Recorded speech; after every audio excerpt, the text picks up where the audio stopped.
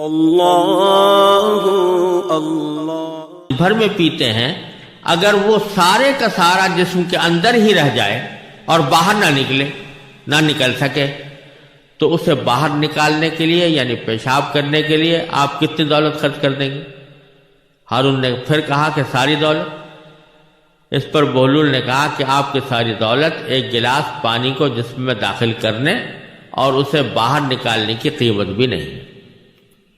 کہنے کو تو یہ ایک لطیفہ ہے،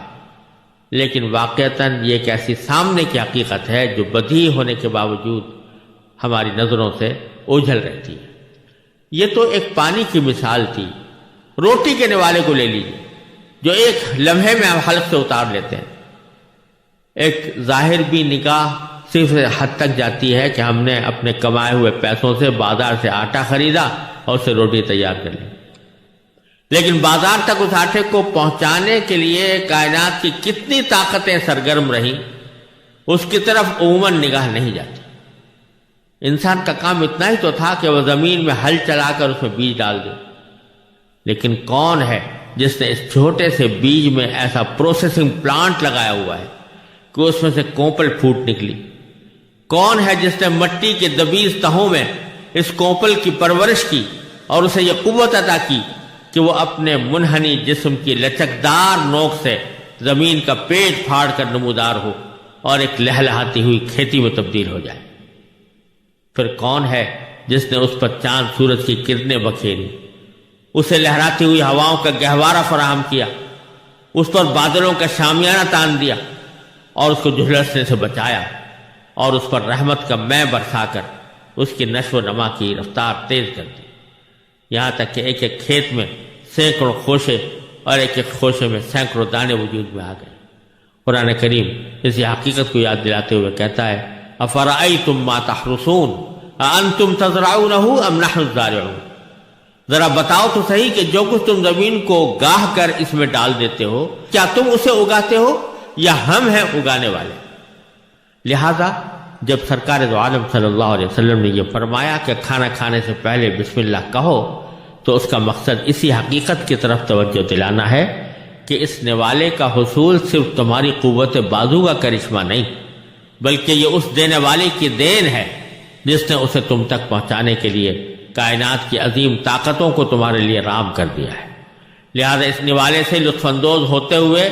اس دینے والے کو فراموش نہ کرو۔ یوں تو اللہ تعالیٰ کی عطا اس کی ہر مخلوق کے لیے عام ہے، کھانا اور پانی جانوروں کو بھی ملتا ہے، لیکن جس انسان کو اللہ تعالیٰ نے عقل و شعور بخشا ہے اس میں اور بے شعور جانور میں اتنا فرق تو ہونا چاہیے کہ یہ باشعور مخلوق ان نعمتوں سے فائدہ اٹھاتے وقت غفلت کا مظاہرہ کرنے کے بجائے اپنے حقیقی محسن کو یاد کر لیا کرے۔ یہ یاد کرنا ہی در حقیقت بسم اللہ الرحمن الرحیم پڑھنے کا ایک اہم بنیادی مقصد ہے جو ہر کام کے شروع میں پڑھنے کی تلقین فرمائی گئی ہے۔ اور پھر اس کا ایک عظیم فائدہ یہ ہے کہ جب بھی آدمی کوئی کام اللہ کے نام سے شروع کر رہا ہے تو دوسری طرف وہ اپنے اس کام کی تکمیل کو اور اس کے انجام کو اپنے اللہ کے سپرد کر رہا ہے۔ جب وہ یہ کہتا ہے کہ میں یہ کام اللہ کے نام پر کر رہا ہوں، اللہ بھی کون؟ جو رحمان ہے اور رحیم ہے، تو اس کا مطلب یہ کہ میں اس ذات کے سپرد اس کام کو کر رہا ہوں جو بڑی رحمت والی ہے، جس کی رحمت وسیع بھی ہے، جس کی رحمت بہت گہری بھی ہے۔ میں اس کے سپرد کر رہا ہوں تاکہ میرے اس کام کو وہی اپنے فضل و کرم سے تکمیل تک بھی پہنچائے اور اس کا اصل مقصد بھی مجھے حاصل ہو۔ جب آدمی اللہ تبارک و تعالیٰ کی طرف اس طرح رجوع کر کے کوئی کام شروع کرتا ہے تو اول تو اس کام میں انشاءاللہ برکت ہوتی ہے، دوسرے یہ کہ اس عمل سے بندے کے اندر ایک عاجزی، درماندگی اور اپنے تواضع کا احساس پیدا ہوتا ہے، کیونکہ جب یہ بار بار اللہ تعالیٰ کے نام کا حوالہ دیتا ہے تو رفتہ رفتہ اس کے دل میں یہ شعور جڑ پکڑ لیتا ہے کہ وہ اس دنیا میں خالق اور مالک بن کر نہیں آیا بلکہ مخلوق اور اپنے مالک کا بندہ بن کر آیا ہے۔ یہ بندگی کا احساس اس کے دل میں تواضع، عاجزی، ہمدردی اور غمگساری پیدا کرتا ہے، اور فرعونیت، تکبر اور رعونت کے رذیل جذبات سے اس کی حفاظت کرتا ہے۔ لہذا اس بسم اللہ الرحمن الرحیم کو پڑھنے کا جو ایک سبق دیا گیا ہے، یہ اپنے پیچھے حکمتوں کا ایک جہان رکھتا ہے، اور اسی لیے نبی کریم صلی اللہ علیہ وسلم نے فرمایا کہ اپنے ہر کام کا آغاز بسم اللہ الرحمن الرحیم سے کرو، اور اللہ تبارک و تعالی نے بھی اپنی کتاب مجید کا آغاز بسم اللہ الرحمن الرحیم سے کر کے اس بات کا سبق دے دیا کہ جب ہم بسم اللہ الرحمن الرحیم کہہ کر آغاز کر رہے ہیں، جبکہ ہم ہر قسم کی حاجت سے بے نیاز ہیں، تو یہ تمہیں تعلیم دی جا رہی ہے کہ تم اپنے کاموں کو اللہ کے نام سے شروع کیا کرو۔ بسم اللہ الرحمن الرحیم کے بارے میں یہ چند گزارشات پیش کرنے کے بعد اب ہم اللہ تعالیٰ کے نام پر سورہ فاتحہ کی کچھ تفسیر شروع کرتے ہیں۔ یہ سورہ فاتحہ جو قرآن کریم کی سب سے پہلی سورت ہے، کل 7 آیتوں پر مشتمل ہے، اور یہ امتیاز بھی اس سورت کو حاصل ہے کہ قرآن کریم میں سب سے پہلے مکمل سورت جو نازل ہوئی وہی سورہ فاتحہ ہے۔ اگرچہ جیسا میں پہلے بھی عرض کر چکا ہوں، سورہ اقرا بسم ربک الذی خلق کی ابتدائی آیتیں سب سے پہلے نازل ہوئی تھی، اور اس کے بعد سورہ مدثر کی بعد آیتیں نازل ہوئیں، لیکن وہ پہلی سورت، وہ سورت جو مکمل طور سے پہلی بار نازل ہوئی، وہ سورہ فاتحہ ہے۔ اور اس سورہ فاتحہ کو پورے قرآن کریم کی ایک طرح سے تمہید بھی کہا جاتا ہے، اور قرآن کریم کا خلاصہ بھی کہا جاتا ہے۔ یہ 7 آیتیں ہیں جن میں پہلی 3 آیتوں میں اللہ تعالیٰ کی حمد و ثنا ہے، یعنی باری تعالیٰ کی تعریف ہے، اور آخری 3 آیتوں میں انسان کی طرف سے انسان کی زبان میں ایک دعا اور درخواست کا مضمون ہے جو اللہ تبارک و تعالیٰ نے اپنے رحمت سے خود ہی انسان کو سکھایا ہے۔ اور بیچ کی ایک آیت میں دونوں چیزیں مشترک ہیں، یعنی کچھ تو حمد و ثنا کا پہلو ہے اور کچھ درخواست اور دعا کا پہلو ہے۔ اس سورہ فاتحہ کی اہمیت کو بیان کرنے کے لیے اتنی بات بھی کافی ہونی چاہیے کہ اللہ تبارک و تعالی نے اسی سورت کو اس کام کے لیے منتخب فرمایا ہے کہ نہ صرف ہر نماز میں بلکہ نماز کی ہر رکعت میں اس کا پڑھنا ضروری قرار دیا گیا ہے۔ اور ایک حدیث میں نبی کریم سرور دو عالم صلی اللہ علیہ وسلم کا یہ ارشاد ہے کہ لا صلاۃ لمن لم یقرأ بفاتحۃ الکتاب، جو شخص سورہ فاتحہ نہ پڑھے اس کی نماز ہی نہیں ہوتی۔ تو سورہ فاتحہ نماز کا لازمی جز قرار دے کر یہ فرما دیا گیا ہے کہ وہ ہر نماز میں پڑھی جائے گی۔ اس سے اس کی اہمیت واضح ہوتی ہے۔ اور اس میں ایک حدیث حضرت ابو ہریرہ رضی اللہ تعالیٰ عنہ سے مروی ہے، اور امام مسلم نے اپنی صحیح میں اس کو روایت کیا ہے کہ رسول کریم سرور دو عالم صلی اللہ علیہ وسلم نے فرمایا کہ اللہ تبارک و تعالی نے فرمایا ہے کہ نماز یعنی سورہ فاتحہ میرے اور میرے بندے کے درمیان 2 حصوں میں تقسیم کر دی گئی ہے، جن میں سے آدھا حصہ میرے لیے ہے اور آدھا حصہ میرے بندے کے لیے، اور جو کچھ میرا بندہ مانگتا ہے وہ اس کو دیا جائے گا۔ پھر اس کی تفصیل نبی کریم صلی اللہ علیہ وسلم نے اس طرح بیان فرمائی کہ بندہ جب نماز میں یہ کہتا ہے کہ الحمدللہ رب العالمین، جس کے معنی یہ ہے کہ تمام تعریفیں اللہ کی ہیں جو تمام جہانوں کا پروردگار ہے، تو اللہ تبارک و تعالی اس کے جواب میں فرماتے ہیں کہ حمدنی عبدی، یعنی میرے بندے نے میری حمد کی ہے، میری تعریف کی ہے۔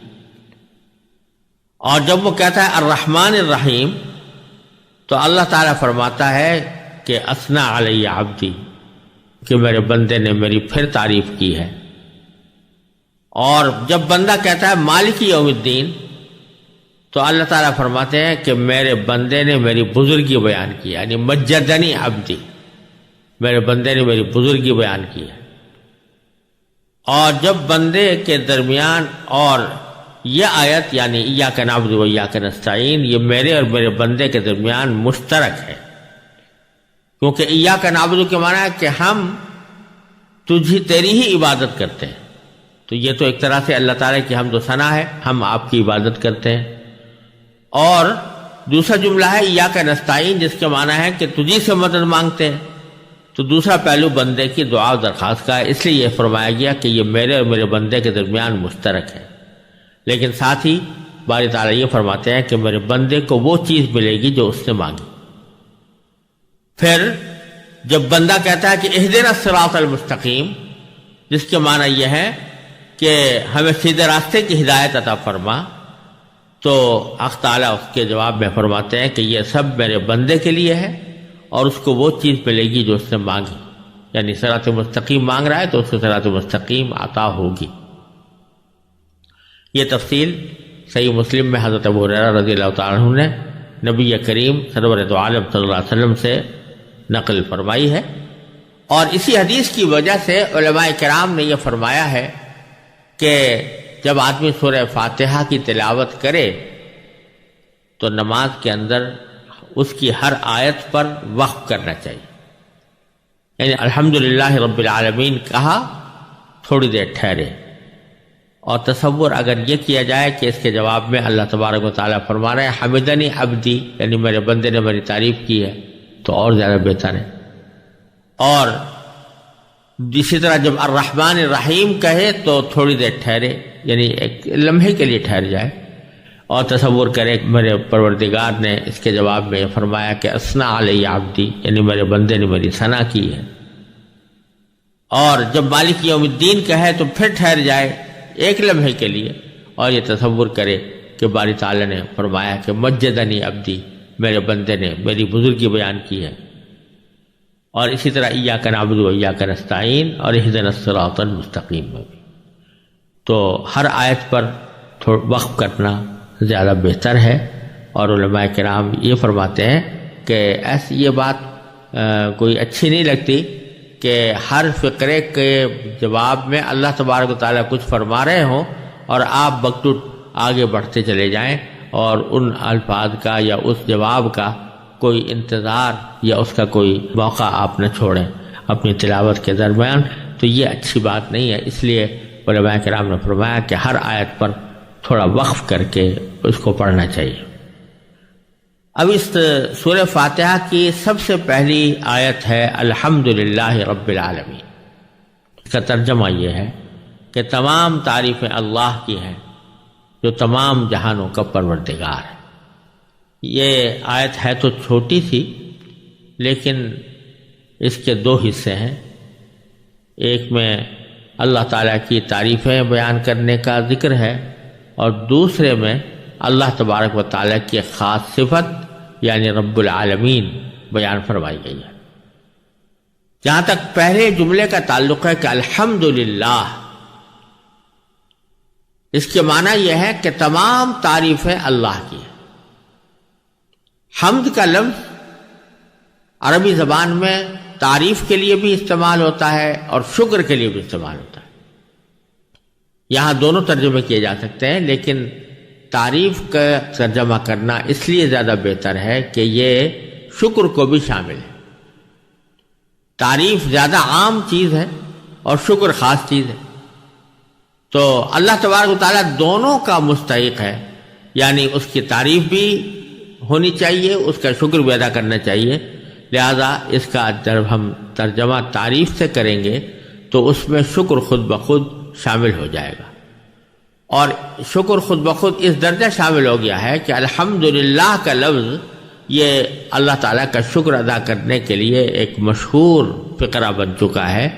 اور عام حالات میں بھی جب آدمی اللہ تعالیٰ کا کوئی شکر ادا کرتا ہے تو الحمدللہ کہتا ہے۔ اس میں الحمد میں جو الف لام ہے اس کے بارے میں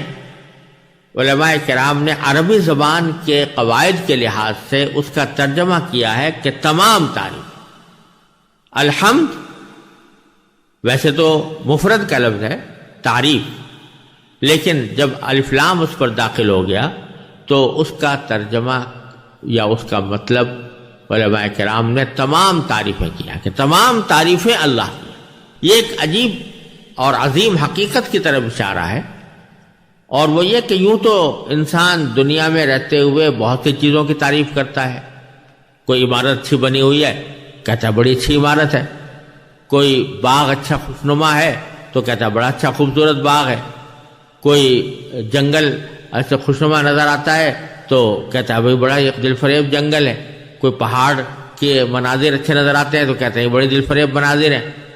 تو تعریفیں تو دنیا میں بہت ساری ہوتی رہتی ہیں، مختلف چیزوں کی ہوتی رہتی ہیں، لیکن یہ جملہ اس طرف توجہ دلا رہا ہے کہ جو بھی دنیا میں تعریف کی جائے، کسی بھی چیز کی تعریف کی جائے، حقیقت اگر دیکھو تو وہ اللہ تبارک و تعالیٰ کی ہی تعریف ہوگی. وجہ اس کی یہ ہے کہ جب آپ کسی چیز کی تعریف کرتے ہیں تو حقیقت میں وہ اس کے بنانے والے کی تعریف ہوتی. اگر آپ کسی عمارت کو دیکھ کر یہ کہیں کہ یہ بڑی شاندار عمارت ہے، بڑی خوبصورت عمارت ہے، بڑی مستحکم عمارت ہے، بڑی اچھی لگ رہی ہے، تو اس کا مطلب یہ ہوتا ہے کہ اس کے بنانے والے نے خوب بنایا اس کو. یہ حقیقت میں اس کی کاریگری کی تعریف ہے، اس کی انجینئرنگ کی تعریف ہے، اس کی آرکیٹیکچر کی تعریف ہے، اور جس شخص نے بھی جن لوگوں نے اس کے بنانے میں حصہ لیا ہے ان کی تعریف. اگر آپ کسی کتاب کے بارے میں تعریف کرتے ہیں کہ یہ فلاں کتاب بڑی اچھی ہے، بڑی مفید ہے، بڑی نافع ہے، اس کو پڑھنے سے بڑا فائدہ ہوتا ہے، تو حقیقت میں وہ کتاب کی تعریف نہیں ہوتی بلکہ کتاب لکھنے والے کی تعریف ہوتی ہے کہ اس نے اس کو بہترین طریقے سے لکھا. تو یہ ایک عام دستور کی بات ہے کہ کسی بھی چیز کی تعریف حقیقت میں اس کے بنانے والے کی تعریف ہوتی ہے، اس کے موجد کی تعریف ہوتی ہے. تو اس لحاظ سے اگر دیکھا جائے تو کائنات کی جتنی چیزیں ہیں سب اللہ تبارک و تعالیٰ کی پیدا کی ہوئی ہیں. جب اللہ تبارک و تعالیٰ کی پیدا کی ہوئی ہے تو ان کی اگر کوئی تعریف کی جائے گی تو پھر وہ حقیقت میں اللہ تعالیٰ ہی کی تعریف ہوگی. اگر آپ کسی پھول کو دیکھ کر کہہ رہے ہیں کہ بڑا خوبصورت ہے تو مطلب اس کا یہ ہے کہ بنانے والا بڑا عظیم الشان ہے، یعنی اللہ تبارک و تعالیٰ. اگر آپ کسی باغ کو دیکھ کر کہہ رہے ہیں کہ یہ بڑا خوبصورت ہے تو حقیقت میں وہ اللہ تبارک و تعالیٰ کی تعریف ہے. اگر آپ کسی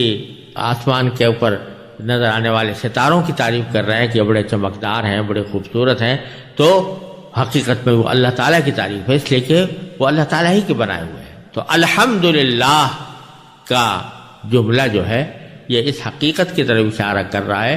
کہ دنیا میں کوئی چیز حقیقت میں براہ راست قابل تعریف نہیں. اگر کوئی چیز قابل تعریف ہے تو وہ اللہ تبارک و تعالیٰ کی ذات ہے اور اسی کی طرف تمام تعریفیں لوٹتی ہیں. یہ معنی ہوئے الحمدللہ. اور پھر جو اگلا جملہ ہے کہ جو تمام جہانوں کا پروردگار ہے، رب العالمین، تو اگر غور سے دیکھو تو یہ پہلے جملے کی دلیل ہے. الحمدللہ کے معنی ہوئے تمام تعریفیں اللہ کی ہیں، رب العالمین اس کی دلیل ہے. کیوں ہے؟ اس لیے کہ وہی پروردگار ہے تمام جہانوں کا. تمام جہان اسی کے پیدا کیے ہوئے ہیں، نہ صرف پیدا کیے ہوئے ہیں بلکہ ان کی پرورش وہی کر رہا ہے. ایک تو ہوتا ہے پیدا کرنا اور ایک ہوتا ہے اس کی پرورش کرنا. پرورش کرنے کے معنی یہ ہوتے ہیں کہ ہر زندگی کے ہر لمحے میں اس کو جس چیز کی بھی ضرورت ہے وہ مہیا کی جائے. تو رب العالمین کے معنی یہ ہوئے کہ اللہ تبارک و تعالی نے تمام جہانوں کو پیدا بھی کیا ہے اور پیدا کرنے کے بعد ان تمام جہانوں کو جس جس چیز کی ضرورت ہوتی ہے اس چیز کی فراہمی کا ذمہ بھی اللہ تعالی نے خود لے رکھا ہے اور وہی چیز اس کو پہنچائی جاتی ہے، جس کو قرآن کریم میں دوسری جگہ فرمایا وَمَا مِن دَابَّةٍ فِي الْأَرْضِ إِلَّا عَلَى اللَّهِ رِزْقُهَا يَعْلَمُ مُسْتَقَرَّهَا وَمُسْتَوْدَعَهَا. کہ زمین میں کوئی چیز ایسی نہیں ہے، کوئی حرکت کرنے والا کوئی جانور ایسا نہیں ہے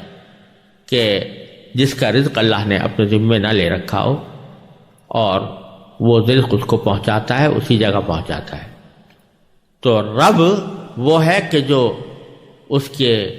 مصلحت کی خاطر اور اس کی حکمت کی خاطر اس کو فائدہ پہنچانے کے لیے اس کی خیر خواہی کے پیش نظر ایسے اقدامات کرے جس کی اس کو ضرورت ہے۔ تو باری تعالیٰ تمام کائنات کے لیے، تمام جہانوں کے لیے وہ یہ اسی طرح کی تربیت فرمانے والے ہیں، اور جو ذات اس طرح تربیت فرما رہی ہو تو ظاہر ہے کہ تعریف کی سزاوار اور اس کی اصل مستحق وہی ہے۔ اس لیے فرمایا گیا کہ تمام تعریفیں اللہ کی ہیں جو تمام جہانوں کا پروردگار ہے۔ اور عالمین کا لفظ جو یہاں پر استعمال کیا گیا ہے، جہانوں، یہ جمع عالم کی ہے، عالم جہان کو کہتے ہیں۔ بظاہر تو ہمارے نظر میں یوں محسوس ہوتا ہے کہ یہ ایک ہی عالم ہے جو ہمیں نظر آ رہا ہے، ایک ہی دنیا ہے جو ہمیں نظر آ رہی ہے، لیکن قرآن کہتا ہے عالمین، تمام جہان، جس سے معلوم ہوتا ہے کہ اس کائنات میں صرف یہ عالم نہیں ہے جو ہم اپنی آنکھوں سے دیکھ رہے ہیں، بلکہ اور بھی بہت سارے عالم ہیں۔ تو اس میں جمادات، جمادات کا عالم، نباتات کا عالم، حیوانات کا عالم، وہ تو اپنی جگہ پر ہے ہی، لیکن اس سے آگے فضا کا عالم، خلا کا عالم، ستاروں کا عالم، سیاروں کا عالم، اور پھر ان تمام آسمانوں سے ماورا ملائے اعلیٰ کا عالم، اور اسی طرح نیچے چلے جائیے تو زمینوں کا عالم، زمینوں کی تہوں کا عالم۔ ہر چیز ایک مستقل کائنات ہے، ہر چیز ایک مستقل عالم ہے، اور فرمایا یہ جا رہا ہے کہ پروردگار اللہ تبارک و تعالی ان سب کا پرورش کرنے والا ہے اور ان سب کا پروردگار ہے۔ یہ معنی ہے کہ تمام تعریفیں اللہ کے لیے ہیں یا اللہ کی ہیں جو تمام جہانوں کا پروردگار ہے۔ اس تشریح سے یہ بات واضح ہوتی ہے کہ الحمدللہ رب العالمین ایک ایسا جملہ ہے جس میں ایک دعویٰ کیا گیا ہے اور اسی جملے میں اس کی دلیل بھی فراہم کی گئی ہے۔ یہ دعویٰ تو یہ ہے کہ الحمدللہ یعنی تمام تعریفیں اللہ کی ہیں، جس کا مطلب پیچھے میں یہ عرض کر چکا ہوں کہ اس کائنات میں جس چیز کی بھی تعریف کی جائے گی وہ حقیقت میں اللہ تبارک و تعالیٰ کی تعریف ہوگی، لہذا اللہ تعالیٰ ہی تمام تعریفوں کا صحیح مستحق اور سزاوار ہے، اور اس دعوے کی دلیل ہے رب العالمین کہ تمام تعریفیں اللہ کی ہیں۔ کیوں؟ اس لیے کہ وہ سارے جہانوں کا پروردگار ہے، وہی ان جہانوں کا پیدا کرنے والا ہے، وہی اس کو پال رہا ہے، وہی ان کی نگہداشت فرما رہا ہے، وہی ان کی ضروریات کو پوری کر رہا ہے۔ تو اس لیے تمام تعریفوں کا استحقاق اسی کو جاتا ہے، کسی اور کو حقیقت میں تعریف کا استحقاق نہیں ہے۔ اس کی مثال ایسی سمجھیے کہ جیسے اگر ایک لکھنے والا کوئی اچھی تحریر لکھ رہا ہے تو وہ لکھنے والے کی طرف منسوب ہوتی ہے، اگرچہ حقیقت میں لکھنے والا اس کے ہاتھ میں قلم ہے جو لکھ رہا ہے۔ تو لیکن اگر کوئی اچھی تحریر لکھی ہوئی ہے، کوئی اچھی تصویر بنی ہوئی ہے، کوئی اچھا منظر نظر آ رہا ہے، اور کسی نے کوئی سینری بنائی ہے، تو آپ اس کو جب تعریف کریں گے تو فوراً تعریف اس شخص کی ہوگی جس نے یہ سینری بنائی، جس نے یہ تحریر لکھی، جس نے یہ کتاب تحریر کی۔ اگر کوئی بیوقوف یہ کہنے لگے کہ بھئی یہ تو تعریف ہونی چاہیے اس قلم کی یا اس پین کی جس کے ذریعے اس نے یہ تحریر لکھی ہے یا سینری بنائی ہے، تو یہ حماقت کی بات ہوگی، اس لیے کہ اس قلم کا تو بیچارے کا کچھ اختیار نہیں تھا، یہ تو ایک ہاتھ تھا جو اس کو مختلف طریقوں سے چلا رہا تھا۔ وہی قلم اگر کسی اناڑی کے پاس چلا جاتا، کسی بچے کے پاس چلا جاتا، تو وہ ٹیڑھے ترچھے خطوط بنا کر بالکل بیکار قسم کی چیز بھی منظر عام پر لا سکتا تھا، لیکن کیونکہ ایک ماہر لکھنے والے کے پاس پہنچا اس لیے اس سے تحریر بہت اچھی ہو گئی۔ تو اسی طرح جس کائنات میں جتنے بھی اسباب ہیں وہ سارے کے سارے ان کی مثال لکھنے والے کے ہاتھ میں قلم جیسی ہے، ورنہ اصل میں اس سبب کو مؤثر بنانا اللہ تبارک و تعالیٰ کا کام ہے۔ اس لیے یہ دعویٰ جو کیا گیا تھا کہ الحمدللہ تمام تعریفیں اللہ کی ہیں، یہ رب العالمین اس کی دلیل ہے، اور اگر آدمی اس پر غور کرے تو پتہ چلے گا کہ واقعتاً اس کائنات میں حقیقی تعریف صرف اللہ ہی کی ہو سکتی۔ یہ الحمدللہ رب العالمین کا مختصر مفہوم تھا۔ اب اس کے بارے میں دو تین باتیں اور قابل ذکر ہیں۔ پہلی بات تو یہ کہ اللہ تبارک و تعالیٰ نے اپنی کتاب کا آغاز الحمدللہ رب العالمین سے فرمایا۔ بسم اللہ الرحمن الرحیم کے بعد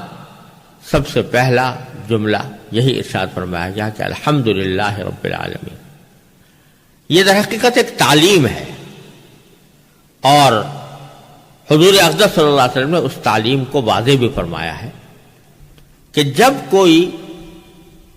آپ کوئی خطاب کرو، کوئی اہم بات کہو یا کوئی تحریر لکھو تو اس کا آغاز الحمدللہ سے ہونا چاہیے، اللہ تبارک و تعالیٰ کی تعریف سے ہونا چاہیے۔ اور وجہ اس کی یہ ہے کہ جو کچھ بھی توفیق ملے گی وہ اللہ تعالیٰ کی طرف سے ملے گی۔ جو خیال دل میں آیا ہے وہ بھی اللہ تبارک و تعالیٰ کا پیدا کیا ہوا ہے، اس خیال پر عمل کرنے کا جو طریقہ سکھایا ہے وہ بھی اللہ تعالیٰ نے سکھایا، اور اس کو اس طریقے پر عمل کرتے ہوئے جب وہ عمل کرو گے تو وہ بھی اللہ تعالیٰ ہی کی توفیق ہوگی۔ لہذا پہلے ہی قدم پر یہ احساس دل میں پیدا کر دیا گیا ہے کہ جو کچھ میں کرنے جا رہا ہوں یا کہنے جا رہا ہوں وہ سب کچھ اللہ تبارک و تعالیٰ کی توفیق کا مرہون منت ہے، اور اگر اس میں کوئی اچھی بات ہوگی تو وہ در حقیقت اللہ تبارک و تعالیٰ کی تعریف ہوگی۔ ایک مقرر ہے، بہت اعلیٰ درجے کی اس نے تقریر کی ہے، تو اس اعلیٰ درجے کی تقریر کا جو اصل لطف ہے اور اس کے اندر جو حسن پیدا ہوا ہے وہ تمام تر اللہ تعالیٰ کی تخلیق سے اور اس کی توفیق سے ہوا۔ اور عام طور سے ہوتا یہ ہے کہ بندہ جب کوئی اچھی تقریر کر لیتا ہے یا اچھی تحریر لکھ لیتا ہے تو خود اپنی خود پسندی میں مبتلا ہو جاتا ہے،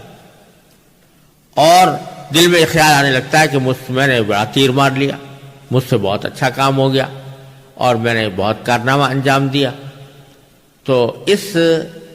کے نتیجے میں بعض اوقات یہ خود پسندی انسان کو کبر تک اور تکبر تک لے جاتا ہے۔ اس کے نتیجے میں بندہ جو ہے متکبر بن کر دوسرے لوگوں کے ساتھ اہانت کا معاملہ کرتا ہے، تحقیر کا معاملہ کرتا ہے، اور بعض اوقات یہ اہانت اور تحقیر ان کی شدید حق تلفی کا سبب بن جاتی ہے۔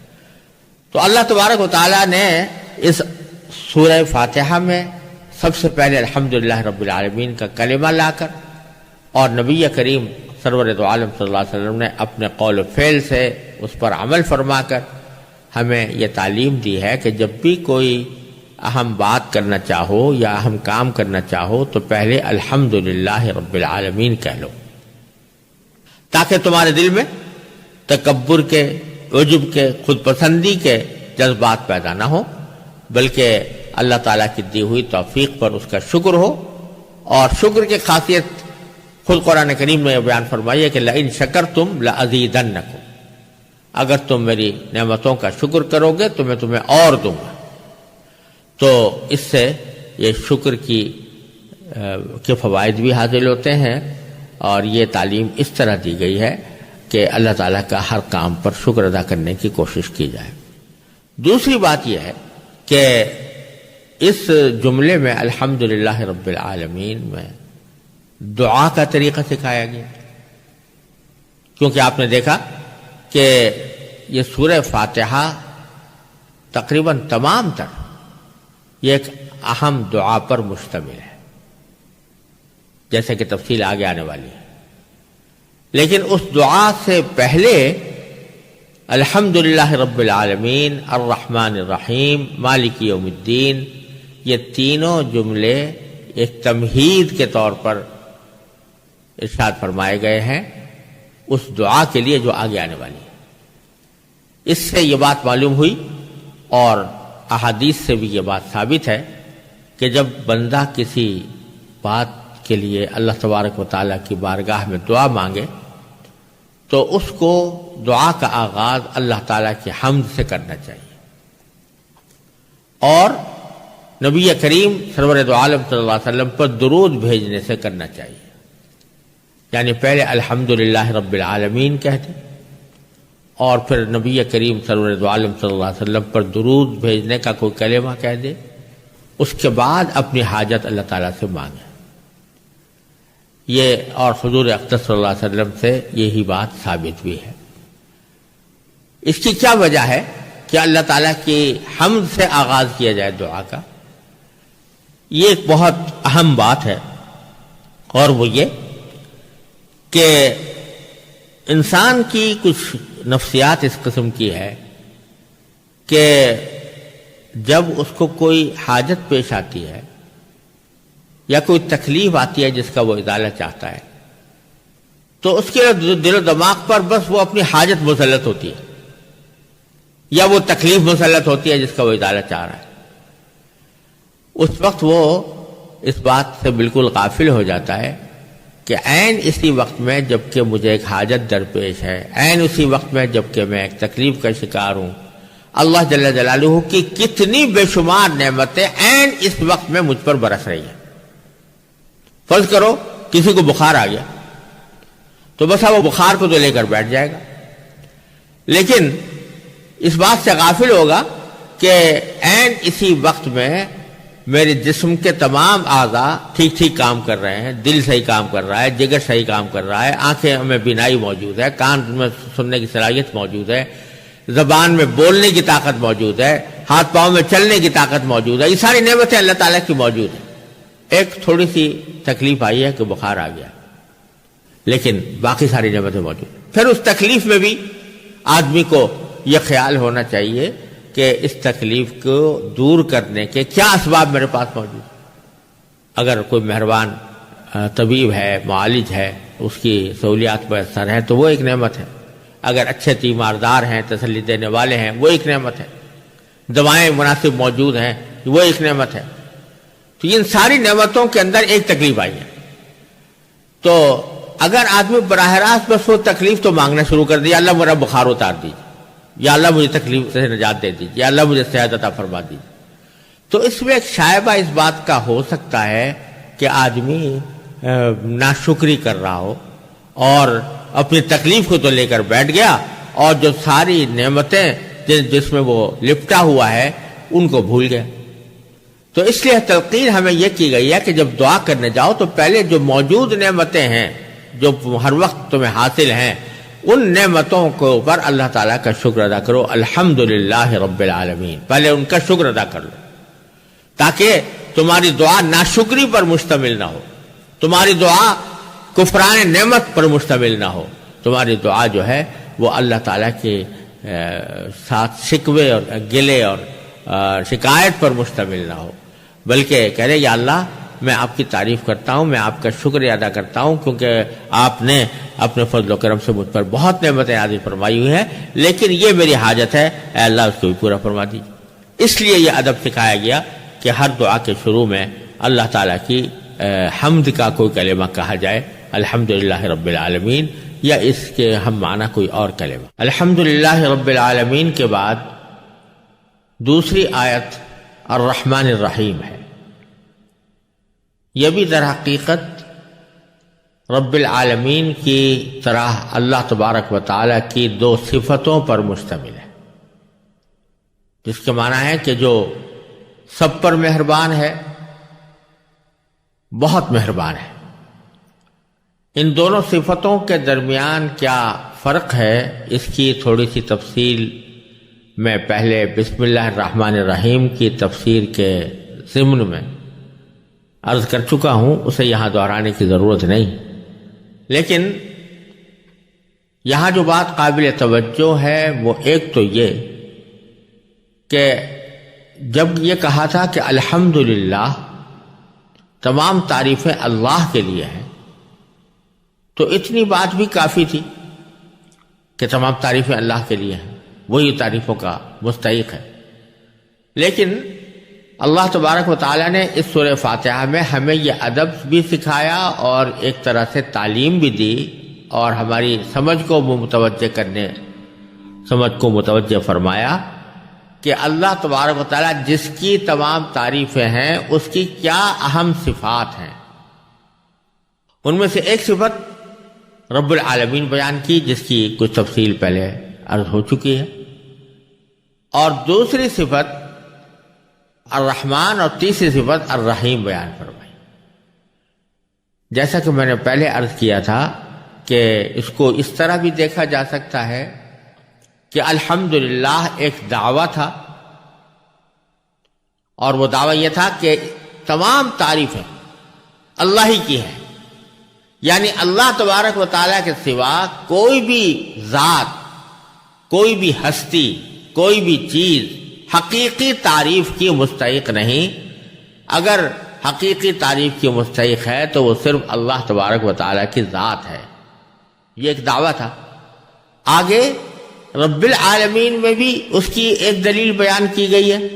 کہ تمام تعریفیں اسی کی طرف کیوں لوٹتی ہیں، اس واسطے کہ وہ سارے عالموں کا، سارے جہانوں کا پروردگار ہے، اس کو پالنے والا ہے، اس کا پیدا کرنے والا ہے۔